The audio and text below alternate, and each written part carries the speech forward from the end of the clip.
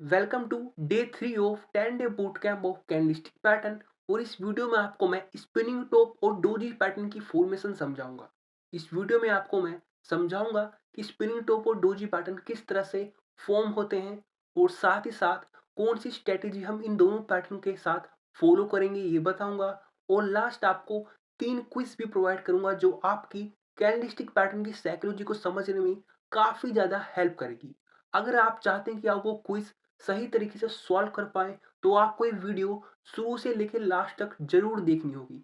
और अगर आपको कैंडलस्टिक पैटर्न पहले से आपको पता है कि ये क्या होता है, तो आप वो क्विज ट्राई कर सकते हैं जो आपकी नॉलेज को टेस्ट करेगी कि आपको कितना आता है। ऑल राइट, वीडियो को स्टार्ट करते हैं और समझते हैं स्पिनिंग टॉप और डोजीज पैटर्न को। स्पिनिंग टॉप और डोजी पैटर्न काफी ज्यादा यूनिक पैटर्न होते हैं। ये आपको मार्केट में किसी ट्रेंड को तो नहीं बताती और ना ही आपको ये कहीं एंट्री और एग्जिट पॉइंट देती है। फिर भी ये काफी ज्यादा आपकी हेल्प करती है ट्रेड को सही से एनालाइज करने में। ये मार्केट में एक इनडिसीजन पैटर्न को दिखाती है, यानी एक असमंजस को दिखाती है, 50-50% रेशियो को दिखाती है।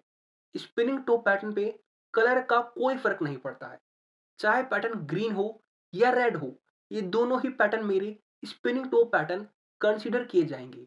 और जिस पैटर्न की बिल्कुल भी बॉडी ना हो वो हमारा डोजी पैटर्न होता है, जो कि इसमें लास्ट पैटर्न है।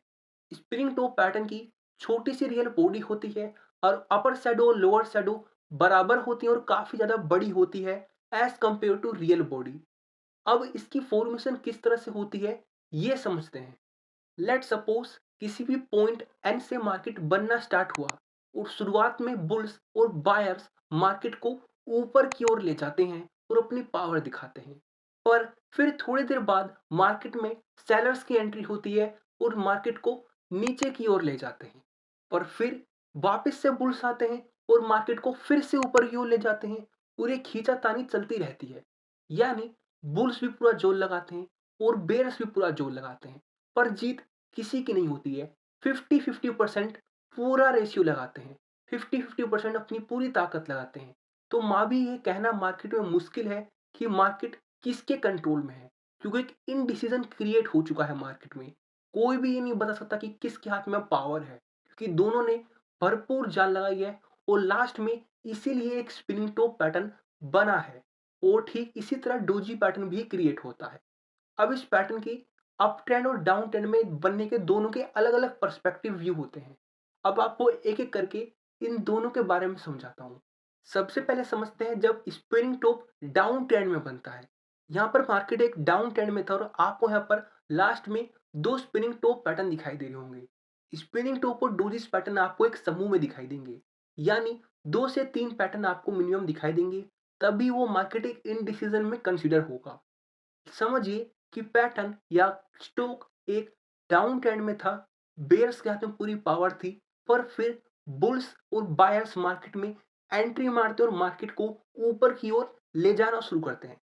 पर बुल्स पूरी तरीके से डोमिनेंट नहीं हो पाते हैं, पूरी तरह से मार्केट को अपने कंट्रोल में नहीं ले पाते हैं और बेयर्स इसे नीचे की ओर ले जाना की कोशिश करते हैं, पर वो भी पूरी तरह से सफल नहीं हो पाते हैं। तो यानी मार्केट में 50-50% दोनों पूरा जोर लगा रहे हैं। तो अगर मैं यहाँ पर एक बाय का ऑप्शन क्रिएट करता हूँ कि मैं यहाँ पर लॉन्ग जाऊंगा, तो फैसला गलत हो सकता है, क्योंकि शायद ऐसा हो सकता है कि मार्केट में बुल्स जो है वो हार जाए एट द एंड और बेयर्स अपनी पावर दिखाते इसे और नीचे ले जाए। तो उस वक्त मेरा मार्केट में काफी ज्यादा नुकसान हो जाएगा। तो यहाँ पर एंट्री लेना सही नहीं होगा मेरे लिए। तो इसलिए इस पैटर्न में मेरे को हमेशा एक डोमिनेंट और एक स्ट्रॉन्ग ग्रीन कैंडल का वेट करना चाहिए अगर मेरे को स्टॉक पे लॉन्ग जाना है। अब समझते हैं कि जब स्पिनिंग टॉप अप ट्रेंड में बनता है तो क्या होता है। यहाँ पर स्टॉक एक अप ट्रेंड में था और अगेन लास्ट में दो स्पिनिंग टॉप बने। तो क्योंकि ट्रेंड एक अप ट्रेंड में था, तो सारी पावर बायर्स और बुल्स के हाथ में थी। और मार्केट में अचानक से बेयर्स मार्केट में आते हैं और मार्केट को नीचे ले जाने की कोशिश करते हैं। क्योंकि बुल्स अभी भी मार्केट में मौजूद हैं, तो बेयर्स पूरी तरह से डोमिनेंट नहीं हो पाते हैं और एक इनडिसीजन मार्केट में क्रिएट होता है। अब यहाँ पर अगर मैं सेल का ऑप्शन दबाता हूँ, तो हो सकता है कि जो बुल्स हैं वो फिर से सारी पावर गेन करके मार्केट को और ऊपर की ओर ले जाए। तो यहाँ पर मेरा काफी ज्यादा लॉस हो सकता है।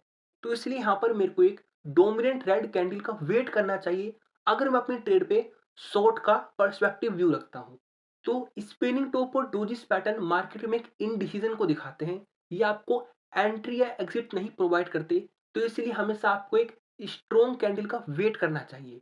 और अगर आप एक वन डे के टाइम फ्रेम पर अगर एक स्पिनिंग टॉप या डोजी पैटर्न क्रिएट होता है और जब उसको आप लोअर टाइम फ्रेम पे देखोगे, 5 से 15 मिनट के टाइम फ्रेम पे देखोगे, तो आपको मार्केट एक साइडवेज में बना दिखाई देगा। इसलिए इन पैटर्न्स को साइडवेज पैटर्न भी कहते हैं। अब बारी आती है क्विज की, जो आपकी काफी ज्यादा हेल्प करेगी इस पैटर्न को सही से समझने में। ये पहली क्विज आपके सामने है। यहाँ पर ट्रेंड डाउन ट्रेंड में था और लास्ट में back to back spinning top बने हैं। तो आपको फैसला करना कि आपको यहाँ पर बाय करना है या फिर होल्ड करना है या वेट करना है। आपके पास 5 सेकंड है और 5 सेकंड के बाद आपको इसका मैं आंसर दूंगा। ऑल राइट, ये काफी इजी क्विज है क्योंकि ट्रेंड एक डाउन ट्रेंड में था, back to back spinning top बनी। इसका मतलब मुझे पता लगा कि बेयर्स जो है वो अपना कंट्रोल खोते जा रहे हैं और बायर्स मार्केट में आ चुके हैं। क्योंकि बायर्स पूरी तरह से डोमिनेंट नहीं हुए हैं, इसीलिए स्पिनिंग टॉप बने हैं। तो यहाँ पर मैं अपनी ट्रेड में तुरंत बाय का एक्शन नहीं लूंगा, थोड़ा सा होल्ड करूंगा और वेट करूंगा और एक स्ट्रॉन्ग ग्रीन कैंडल का वेट करूंगा। अब आगे बढ़ते हैं और देखते हैं क्विज 2 को। ये आपके सामने क्विज 2 है और यहाँ पर अगेन आपको आइडेंटिफाई करना है कि आप बाय करोगे या होल्ड रहोगे। अगेन आपके पास 5 सेकंड्स है।